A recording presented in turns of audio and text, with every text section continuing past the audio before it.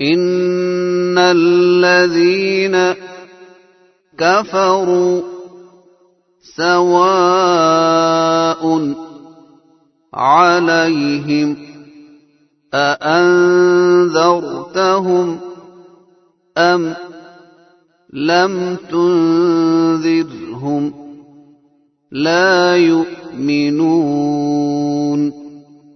ختم الله على قلوبهم وعلى سمعهم وعلى أبصارهم غشاوة ولهم عذاب عظيم.